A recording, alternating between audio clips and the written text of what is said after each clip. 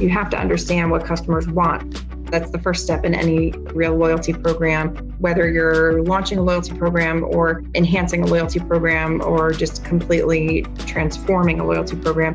You have to understand, research what customers want. You have to look at the data and understand what they actually do. So it's this is what I say I want, and then this is what I actually do. And you really have to be a data scientist and understand what it is that is bubbling to the top. Brand loyalty is something that every company wants, but few actually attain. To build a loyal customer base, you need to provide the best experiences possible, offer unique products or services, and deliver on quality and in a timely fashion. It's a tough ask, and for those in the grocery industry, it's even more difficult since differentiation between product selection is not as easy as it might be in other verticals. But when it comes to customer loyalty, there are ways to separate yourself from the pack. And that's where Rachel Stevens comes in. As the Vice President of Marketing, Digital, and Loyalty for Stop & Shop, a major grocery chain with more than 400 stores, she thinks about this every day. Thanks to a new online platform and through a loyalty program that customers actually want to engage in, Rachel explains that Stop & Shop is finally gaining access to some of the dark data it couldn't access in the past. On this episode of Up Next in Commerce, Rachel explains why that kind of data is a true game changer for any brand. Plus, she reveals some of the consumer psychology that she looks at when building loyalty programs, and she peers into the future at how the use of AI, machine learning, and natural language processing will further advance not just Stop & Shop's e-commerce experience, but the entire e-commerce industry. Enjoy this episode. Up Next in Commerce is brought to you by Salesforce Commerce Cloud. Respond quickly to changing customer needs with flexible e-commerce connected to marketing, sales, and service. Deliver intelligent commerce experiences your customers can trust across every channel. Together, we're ready for what's next in commerce. Learn more at salesforce.com/commerce.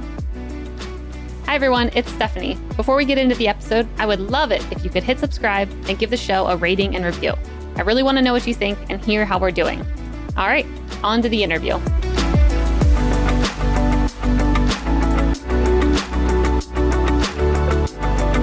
Welcome back to Up Next in Commerce. I'm your host, Stephanie Postles, co-founder of Mission.org.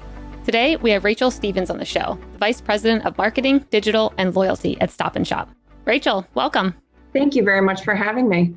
Yeah, I'm really excited to have you on. I saw a little bit of your background before hopping on here, and I got very excited when I saw that you have worked at the TJX companies, which I was hoping we could kind of start there with your background. Yeah, are you a brand fan? Oh, yes. I mean, I love TJ Maxx. And when I saw that, I'm like, ooh, this is my interview. This is the one. Yeah, I was actually the assistant vice president, of CRM loyalty, within TJX. And that really meant the TJX Rewards program was a program that fell under my group. And my responsibilities included, the database and ensuring that our customers really wanted to participate in our program, our loyalty program, so that we had clean data at the end of the day. And we were able to provide additional value in savings on top of what customers were already saving with the strong value that TJX stores provide. Very cool. So how did you first get interested in the world of loyalty marketing? What led you there? So I started actually in loyalty marketing at PetSmart in their corporate headquarters in Phoenix. And I think the thing that really appealed to me was the marriage of data and customer communication. So understanding what customers say and what customers actually do is vital to, I think, the success of an organization, because customers can say, yes, I have intent to purchase XYZ. But when you look at the actual data, the data doesn't lie. So loyalty programs give you a vital tool for success within your organization to take a look at consumer data and then apply your marketing tactics really that are either from acquisition, retention, or reactivation perspective based on what that consumer is doing in a particular moment. So it's really such a great marriage, of a lot of different areas within marketing, and it just is was something that I developed an immediate passion for. So when I started there, on the Pet Perks program, and then went to TJX, to work on the loyalty program for TJ Maxx, Marshalls, Home Goods, and Sierra Trading Post and HomeSense. I feel like when I was there, honed in on my skills within the loyalty space. So the position at Stop and Shop to really develop the role and develop what the new program was going to look like was incredibly appealing, just because of my passion for this space and for retail. Yeah, that's so much good experience to be able to bring to Stop and Shop. How have you seen consumer behaviors or loyalty programs having to change since you started? Since I started in loyalty, or since I started at Stop and Shop? I'd say in loyalty program, like in loyalty overall, since you started back in the Pets days. Yeah, I think, there was a transactional nature to loyalty programs in the past. I think it was, you give and get. And that is usually based in points programs. Whereas today, obviously, I think more experiential programs have come about and, providing more omni-channel experience, which wasn't really the case back when I first started within the loyalty space. I'd say that there's a number of people that really do a great job at this. I think Sephora's loyalty program is top notch. They do an excellent job at marrying, the in-store and the online experience, really making it truly omni-channel, tied in with their loyalty program. And, I think that a lot of retailers have caught up and are doing a good job. And I still think there's a lot of room to go. And I think grocery retail was sort of stuck in the loyalty stage of two-tier pricing. And I think we have to model grocery loyalty programs more after what a lot of other retailers are doing in the loyalty space. And even hotels, airlines, I think that soft benefits and providing experiential benefits are really critical to the success of a program. Yep. Yeah, I completely agree. So now that we're touching on grocery a bit, I would love for you to explain what Stop and Shop is for anyone who doesn't know. Sure. Stop and Shop is actually a grocery retailer with over 100 years, in the industry. It started out, as a very small grocer on the East Coast, and now we have over 400 stores, and of course our online experience at stopandshop.com and the Stop and Shop app. That's great. And Stop and Shop, you guys just started moving into e-commerce, right? I think I saw that you launched a new platform just in a couple months ago. Am I right? We did actually on July 28th. In fact, we launched, we had Peapod. It was a partner company. Peapod was owned by Ahold Delhaize, which is the parent company that owns Stop and Shop. Mm-hmm. And we have integrated Peapod into Stop and Shop now. So within Stop and Shop's footprint, to order grocery delivery or to get pickup, you actually now go to the Stop and Shop website or the Stop and Shop app versus Peapod. So that integration, occurred again at the end of July, and it's been going incredibly well so far. Yeah. So what was that transition like? What did that look like behind the scenes of not only integrating a current app that people were using, but also I'm sure adding on additional functionalities that maybe weren't already there? What was the process behind the scenes, or any maybe hiccups that you guys experienced when you were going through all this? Because it sounds like a big project. Yes. In fact, huge project. And all of our sister brands went through the same scope of work at the same time. So we work with, an internal agency who actually is responsible for all of that development work. And the agency actually had to develop the platform for all the brands. So there was Giant Martin's out of Carlisle, Pennsylvania, and Giant Foods in Maryland, went through the same transition. And there was, obviously it requires a lot of work to marry the database, really marry those platforms. So there was a Stop and Shop website, a Peapod website, and each brand's apps. So marrying those together was a huge, enormous undertaking that has taken approximately 2 years. And when I first started 2.5 years ago, actually, that was really when we had worked on all the business requirements for this project. And it just takes a significant amount of time to match up all of the data on our customers, and combine those platforms and ensure that everything is running smoothly. Because if you think about the number of transactions that the Peapod site, had going through it before, and the number of customers that were going to the Stop and Shop site, you can imagine that there's just a tremendous amount of customers that we wanted to ensure, we're not left behind in this transition. So there's definitely a lot of work that went into this project. And in terms of hiccups, of course, there was a lot of those. But I think, you sort of try and block out all of the things that went wrong during the launch, and you just only remember the good, right? Yep. Yeah, that's great. And I'm also very familiar with Giant's brand. I'm from Maryland, so I'm sure everyone else is like, what's that? I know very well what that is. That was in my hometown. Great. That's great. Yeah. So when you guys were thinking about launching this new e-commerce platform, what kind of opportunities were you excited that it would open up? Like, I'm sure, you get access to new kinds of data, and you can have new offerings, and you can, send that data maybe to your other partners, and maybe they can give you deals. Like, what things were you most excited about that you didn't have access to before?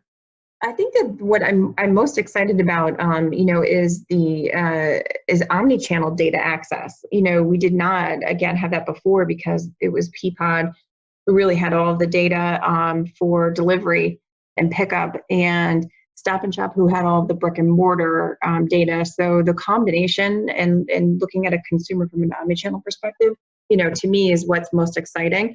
If I'm going to, do a marketing campaign using either digital tactics or any other sort of in-store tactics, I really need to know what you do as a customer. You could channel switch, you could go from pickup to in-store, to delivery, all within a very short period of time. And so I think the efficiency in marketing by having that data, to me, is really what's most exciting. And being able to actually accurately talk to our customers is something that really interests me, because how many times have you received communications from, a company where you're like, wait, I was just in there, I just bought XYZ, and now they're sending me, an offer for something, or, the communication just seems out of left field. And, I think of years past when Starbucks didn't really have a fully integrated data solution. If I was a coffee drinker, and I always drank coffee, every once in a while I get tea offers, and, it just didn't make any sense to me. I think it was just bad use of data. Yeah, I still get that right now. I'll get things marketed to me around pregnancy. I'm like, I am not pregnant and haven't been I'm not pregnant. For a while. Like, come on, no, 6 months ago, stop that. Right, exactly. Yeah, that's smart. So what are you excited about for omnichannel in general outside of Stop and Shop? Like, what do you think that landscape's going to look like in the next couple of years? I think that COVID has certainly advanced a lot of, specifically in retail, advanced a lot of retailers.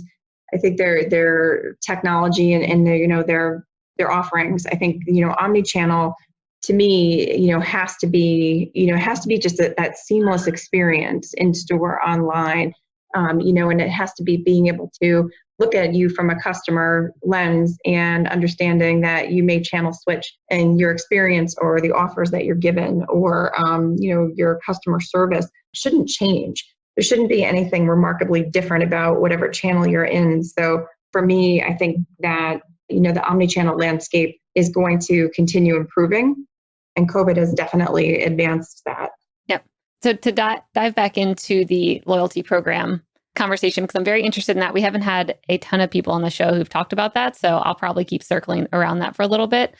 Sure. I want to hear how you think about developing a successful loyalty program now. Like, how do you get people to engage? How do you get them to be excited about it? Well, the most important thing is research. You have to understand what customers want first and foremost, of course. So, that's the first step in any real loyalty program, whether you're launching a loyalty program or you're enhancing a loyalty program or just completely transforming a loyalty program. You have to understand what research, what customers want. You have to look at the data and understand what they actually do. So it's this is what I say I want, and then this is what I actually do.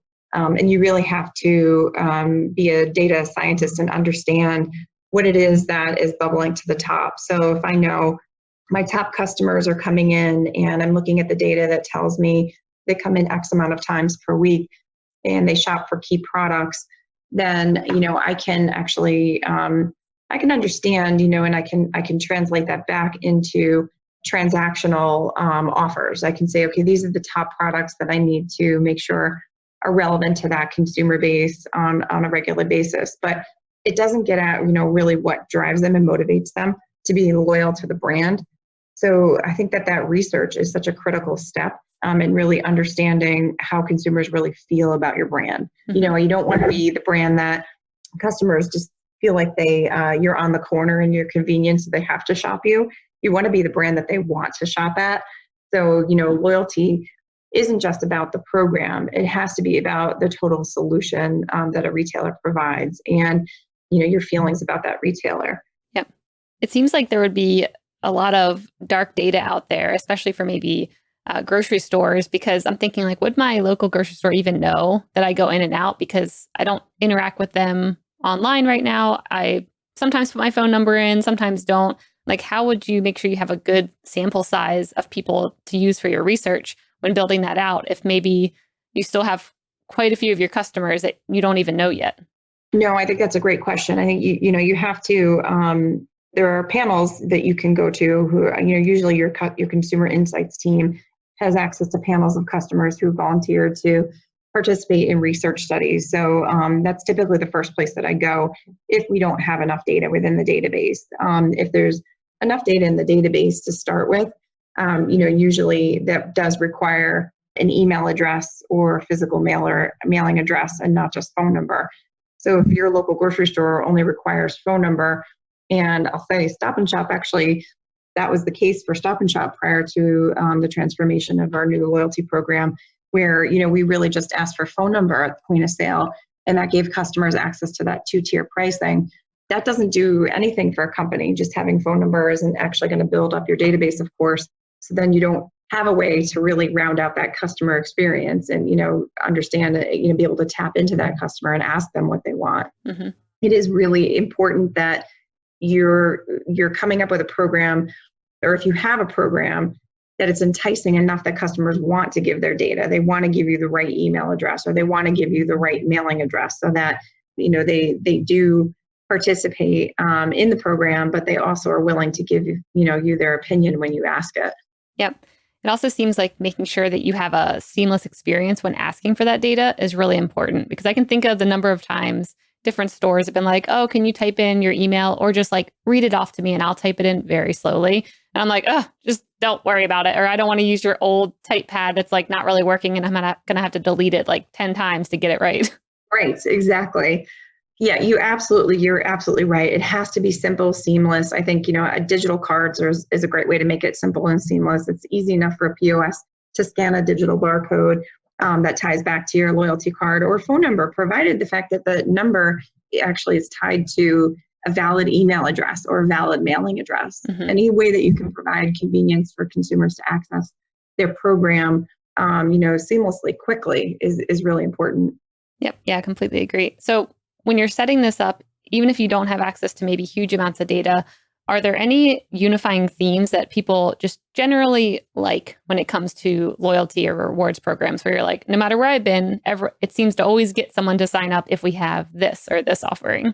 Well, I think a base program, it has to be about savings, right? Yeah. So every program is at its core about savings. So hotel, airline, you're earning points to get free something. Mm-hmm. Or to save on something. And so at its core, you have to have a savings, in the value proposition. Yep. And then I think everything else that goes on top of that, whether you have a tiered program where you're providing your top tier customers with more of those experiential benefits or more of those softer benefits, it's dependent on the industry and your ability to provide different levels of benefits to customers. I think, in the supermarket industry, you don't see a lot of tiered programs. I think that that's mostly because there's not a lot of experiential, benefits that you can provide that consumers really are interested in. I think a lot of customers look at grocery shopping as a chore. Mm-hmm. There's certainly a core of customers who really enjoy it,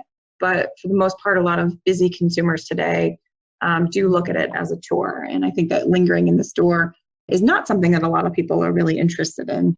Yep. Yeah, I completely agree. Is there any research that you all have done when it comes to what really matters from a savings perspective? Like what percent actually drive someone to purchase something they maybe wouldn't have purchased prior to seeing that savings?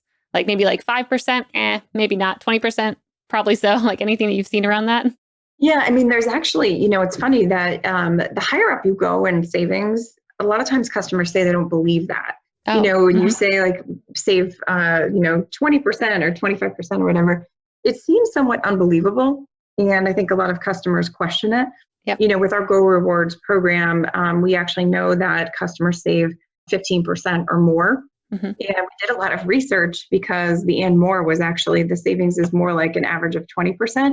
But customers really kind of felt like that seems high. Yeah. That seems really unbelievable. So, 15%, we were like, okay, let's just take that down, because that seemed to be a more palatable percent for customers for some reason. That's really interesting. That's Isn't a good it? point I know. too. I mean, when you see like these shopping sites when it's like 75% off, it actually makes you just kind of be like, well, was it ever worth the price that you listed it at? And then are you going to go to 90% off? So I do question brands that have huge sales like that more than I do with someone who's consistently like, you get 15 or 20% off, no matter what promo code or coupon or anything that you get, it's never going to be higher than that. Right. Yeah. You start to question the quality and you say, oh, geez, I'm sure the average consumer doesn't think in terms of margin, but then I start thinking about margin. I do too. Wow. Like minds, very like minds. I do too. Right. I'm like, how much were they making before this? Okay. Exactly. That's great. So how do you think about metrics when it comes to these loyalty programs? Are they unique and very different than maybe metrics for other e-commerce businesses or other programs that you might set up? Well, I think, first and foremost, most companies will look at sales as a huge metric within their loyalty program because it's an investment for the organization. So ROI is going to be important, but the ROI actually comes from retention and in some cases reactivation. That a lot of times it's true, the cost of getting a customer is equivalent to retaining 8. So I think if you can look at most organizations look at sales from the program and incremental sales from the program, I think that is the real true metric. Mm-hmm. Engagement, of course, is also important, and customer satisfaction is vital. Yep. Yeah, that makes sense. Are there any memorable campaigns that come to mind? You're like, this was my favorite marketing or any other kind of campaign that I've done that you want to share? So I'm always interested in stories around that. Yeah, no, I think that, I've worked on so many great campaigns, but I the ones that are truly fully integrated across every channel that's what's really exciting. When you see, for example, right now, this might sound, silly or small, but we have this pizza campaign. So, mm-hmm. We've got a commercial on air about, the best pizza is your own pizza. And, we've got that campaign in every other channel. So digital, email, social media, through my Go Rewards program, we've got earn extra points when you buy certain products within the category. That's really what excites me is I think when you see it come to life and you see really the full ecosystem within marketing utilized to support something, that's when you really see the power of marketing come to life and how it actually makes sense, obviously, to have one point of view and to be more customer centric in your campaigns. Yeah, it seems like a better way to measure things as well. If you're like, there's this one initiative going across many channels and you can look at it without having a bunch of other players kind of messing the data up. Right, exactly.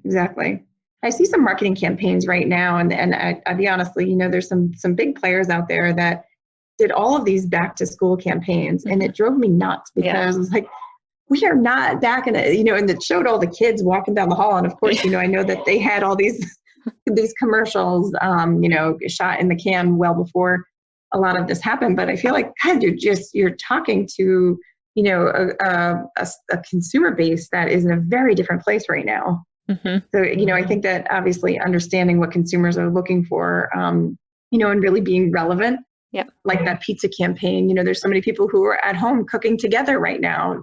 I feel like that's really where, I get most excited is when I see obviously that relevance and then more of that omni-channel and cross-channel campaign. I think that's really where you see some good results from marketing. Yeah, that's such a good point about people still running their commercials that they maybe shot a long time ago. I mean, the only one that I think has done really well in my mind that I've seen recently, it was either Trader Joe's or Target that had like grab your back to school supplies, and it was like at a wine rack. And I'm like, that's good. That's relevant. And I'm going to get some wine now. That's perfect.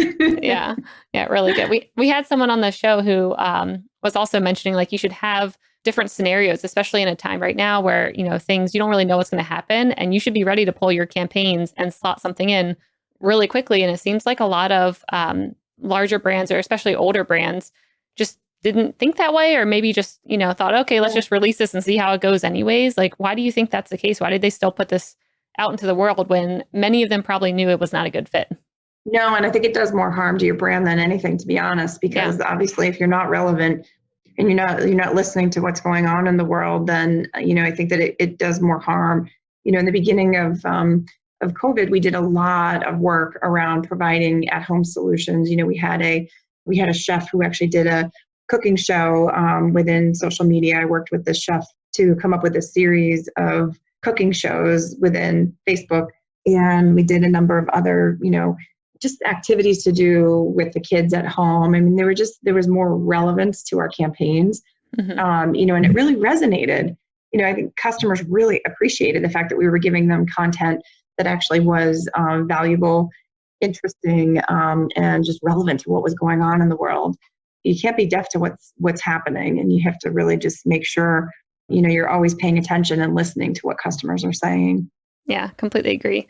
So earlier you were talking about the pizza campaign and how you put it on, many, many channels. Which channels are you finding are most successful, or are there any new ones that you're experimenting with that you're finding some early success in?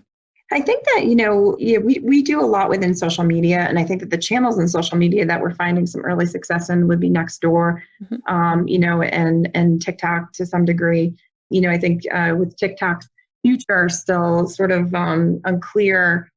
We haven't done a whole lot there, but I think that the brands that have been on TikTok and have done some really good work have seen some great results. And I think, the social media channels are probably the ones that give me, the most excitement, because I think there's such a great way. We're working towards integrating commerce into social media. That's a big project that my team is working on right now. And, it's such a great way to capture an audience when they're in their downtime. They're in a different kind of mindset, and they're more open to maybe looking at inspirational content, recipes, things like that, within Pinterest or within Facebook or Instagram. And they may want to buy it right then and there. They may want to say, I want this recipe. I want it delivered to my house. This is great.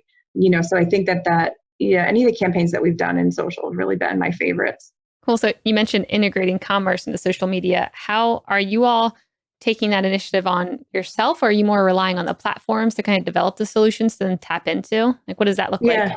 Yeah, we are relying on platforms. Obviously we have to, there's a lot of work that needs to be done, still in this area.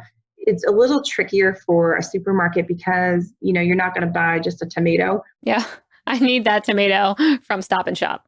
Right. It's not like when you see a pair of shoes on Instagram and you have to have them. You don't really have to have that tomato on Instagram, but you may want that full recipe. So, making sure that there's enough content that is actually worthwhile to the customer, I think is the challenge. And that's what my team is trying to figure out right now.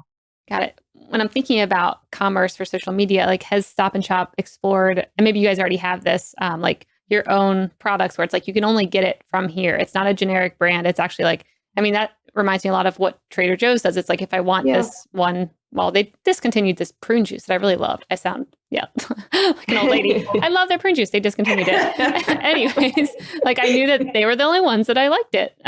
That's the only one I wanted to have. And so have you explored something like that, of creating certain things that will be top of mind, where it's like Stop and Shop's the only one that actually has this kind of recipe or this quality of whatever it may be, prune juice? Yes, actually. In fact, we have our own line, Nature's Promise, is a proprietary line across the whole Delhaize brands. And, we have our private label brand, of course, and then we have Taste of Inspirations, which is, a really nice higher end private label brand for us. And we are definitely doing more within that space, integrating with Go Rewards with our new program. When you buy a recipe that is all Nature's Promise ingredients, you earn extra Go points. We have these recipes called Take 5 that we're featuring within social media. And, we've got them in our circular and in other areas. And if it's all our Taste of Inspiration products, you earn X amount of Go points. So we have a lot of those types of promotions that we're doing now. And that's definitely what we'll be integrating more into our social media commerce platforms in the future. Very cool. Yeah, it seems like there's a lot of interesting opportunities too as you're now exploring, or you have this new e-commerce platform to get new data and see what people really like and what's maybe like swaying them to buy one thing versus the other. It seems like there's a lot of opportunity that'll come up around building new offerings that maybe you wouldn't have thought of otherwise. Yeah, absolutely. Absolutely. And I think, if you look at meal solutions, that's definitely really important to our customers right now. There's so many families that are just so busy, and providing meal solutions, even, a night or, a couple nights or a week of meal solutions is such a huge time savings for a lot of families. Yes, I feel that with 3 boys now. I'm like, anything to not have to cook from scratch would be much appreciated. I don't care if it's frozen, whatever it is. If it's edible, it's cool. So where does personalization come into play for you guys? Like, how do you think about showing offerings throughout your e-commerce experience or your apps that, really connects with the person who's looking there? Well, personalization is vital to your success. So, I think, whether or not we get it right 100% of the time, I think is something that, remains to be seen. I think we have made some huge advances in personalization, with the new platform, with our program. The more data we have about a consumer's, shopping behavior, what they like, the better the offerings that we'll be able to give them. So, if I purchase Doritos all of the time, hopefully I'm not getting a offer for something else, Lay's potato chips. I should be getting offers for Doritos. Mm-hmm. So that relevancy is really, really important. And that's something with this new program that we're providing customers, whether it's through product coupons, which today, now when I look in my coupon gallery on my app, I have like 6 products that are relevant to what I purchase every week, which is really great. So I know the algorithm is working correctly. But then on top of that, we also have more of those category offers. So if I'm somebody that always buys fresh produce, now we're actually doing more of the, $5 off your purchase when out of fresh produce, more of those category, offers that are relevant to what I purchase every day. I think it's incredibly important. And then throughout the e-commerce journey, this is really where I'd like to see us, make some improvements. It's on recommendation engine type of logic. So, if I'm putting a pizza dough in my basket on my e-commerce platform, then hopefully somebody's going to be recommending some mozzarella and pizza sauce to me. Mm-hmm. That type of a level of personalization, is something that we strive for and we definitely want in the future. We have some degree of that today, but that's certainly where I expect that we'll be going in the near future. Very cool. So when it comes to those recommendations, are there any tools that you're relying on to build that out? Or is it like everything you're doing custom, or how's that working behind the scenes?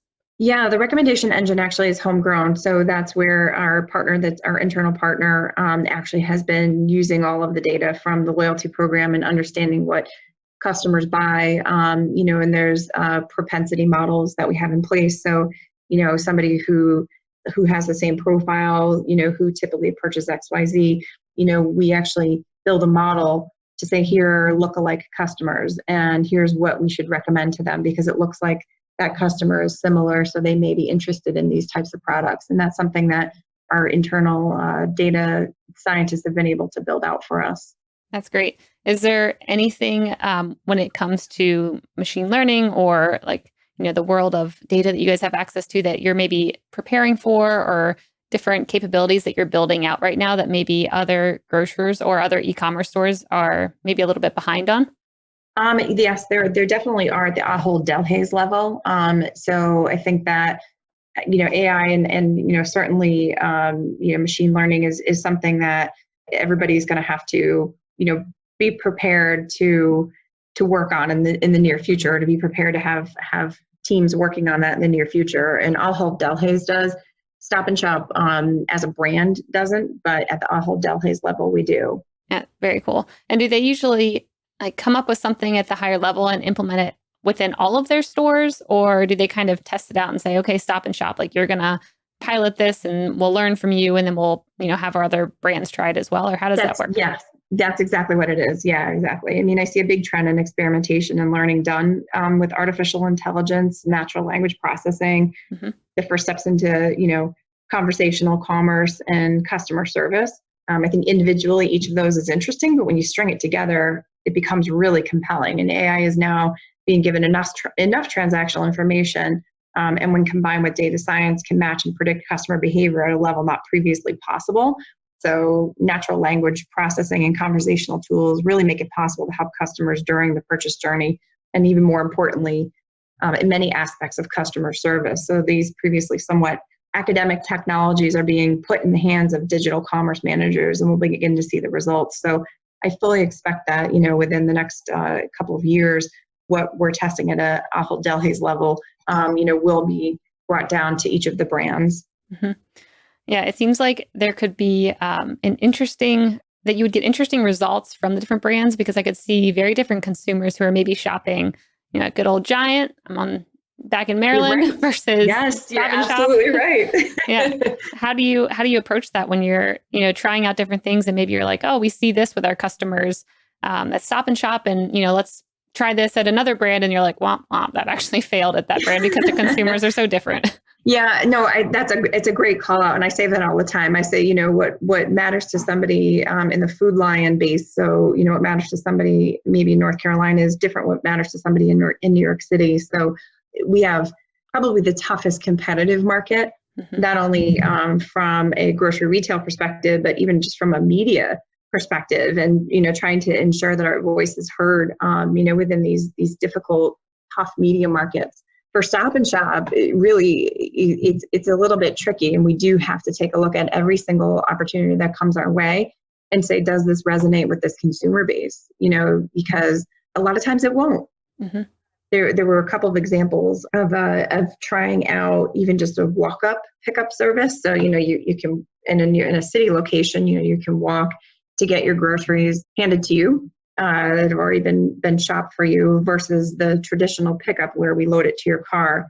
That doesn't work everywhere, obviously. So they don't work in the suburbs. It really only works in urban locations. Yep. Each brand does have an option to opt out if it's not something that resonates within their base. Yeah, it makes sense.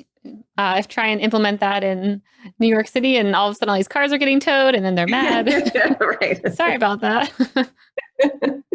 So to go a little higher level, I wanted to talk about general e-commerce themes and trends, and wanted to hear what kind of disruptions do you see coming to commerce that are not just from COVID, or not just COVID, because I think a lot of people on here are like, oh, COVID's the big disruption. Like, what else do you see happening in the world of e-commerce that's maybe coming down the pipe right now?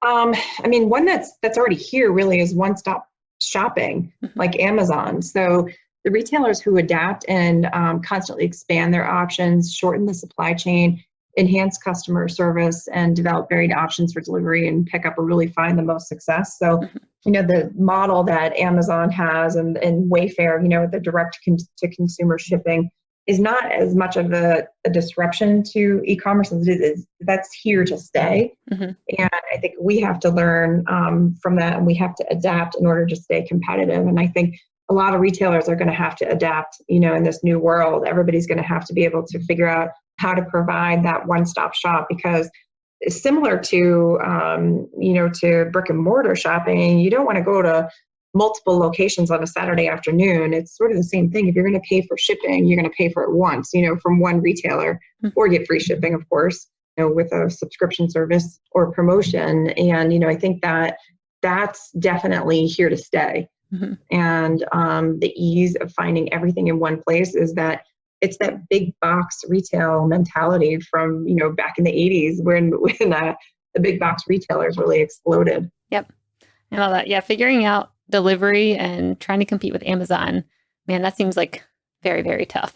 Because very tough. Consumers have very high expectations now of what they want. And seem like they are quick to get upset if it's not 1-2 day shipping, and, oh, it can't be here within 2 hours. Okay, I'm just going to cancel the order. Right, exactly. And, you don't have all the other things I need too. I need, my face lotion and my bread. Wait, you don't have that? Yeah. Why would you not have that right next to each other? Right, exactly. Well, yeah, this has been awesome. Is there anything that I missed that you wanted to highlight before we jump into the lightning round? No, I don't think so. Okay, cool. Well, I will pull us into the lightning round brought to you by Salesforce Commerce Cloud. This is where I'm going to ask a question and you have a minute or less to answer. Are you ready, Rachel? Oh boy. Dun.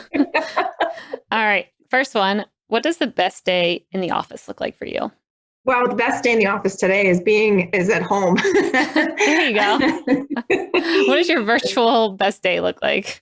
My virtual best day is when I actually have time between meetings to go get something to eat, to be perfectly honest. That is actually a big problem I've heard from a lot of my old coworkers, and talking about their whole day is now filled with meetings that maybe would have taken just a couple minutes to like have a quick catch up. And instead it's like, okay, 30-minute slots to discuss maybe like one question. So yeah, absolutely. And you wind up going, you use your hour to the fullest extent, and you're not moving around from meeting room to meeting room anymore. So you're literally just sitting at your desk all day. So my best day is when I actually have a break to get up and go get something to eat, because food is important to me. Well, that seems like a crucial part of the day. So yes. What's up next on your Netflix queue? That's a great question. I've actually blown through almost everything. What was your most recent then? I just watched the Elena Holmes. Yeah. I'm watching that now. It's so cute. It was excellent. I loved it. It was really great. I love Millie Bobby Brown. I think she's fantastic. Yeah, she was really good. Highly recommend that one. What's up next on your travel destinations when you can travel again? Oh gosh, I want to go to Scotland so badly. Oh, fun. What do you want to go there for? I want to golf. I love, the countryside, just looks amazing, beautiful. I want to go hiking there. So I have a lot of grand plans for Scotland and Ireland too, as well. If you were to have a podcast, what would it be about, and who would your first guest be? It would definitely be about true crime, because I'm obsessed with true crime, which I know everybody is right now, but nice. I really do find it fascinating. And I always have. This isn't just a fad, for me. I've always really liked it. Mm-hmm. You started it. Everyone else followed. Yeah, exactly. So I'm a trendsetter, of course. Yes. And who would your guest be then? Would it be a serial killer? Yeah, absolutely. I would love to interview a serial killer. I just want to know what goes on. I want to get deep. For sure, it would be a serial killer. Name anyone. All right. I mean, I would listen to that. I hope they're behind bars when that happens. Yes. Yeah. I could do the interview behind bars for sure. There you go. And if you were to pick a virtual event right now for your team, or if you already had one that you've done recently, what would it be that you think is engaging in these times? I think, there's a women's conference coming up in Boston that I would love for my team to attend. I just attended a women's leadership conference that was really amazing. It was very inspirational, even virtually. I was really surprised at how well done it was, and how just thought-provoking a virtual, conference could be. It was really fantastic. Cool. That sounds awesome. All right. And then the last one, what is a favorite app on your phone right now that you're loving? So this is bad, but I have the Carrot app, which I don't know if you know Carrot. It's a weather app. No, I actually don't. It's a weather app that actually gives you a really sarcastic, snarky message every day when you open it up. Oh my gosh, that's great. I like that. That's really good. Well, Rachel, this has been such a fun interview. Where can people find out more about you and Stop and Shop? So stopandshop.com, Stop and Shop app, and me, my LinkedIn profile. So it's Rachel Stevens, STEPHENS. Awesome. Well, thanks so much for joining the show. Thank you very much for having me. Hey listeners, thanks for tuning into this episode. I hope you enjoyed it as much as I did. If you haven't already, please subscribe, rate, and review this podcast. It helps spread the word, and I would greatly appreciate it. See you next time. Up Next in Commerce is brought to you by Salesforce Commerce Cloud and created by the team at mission.org. Subscribe now at Apple Podcasts or wherever you listen to podcasts.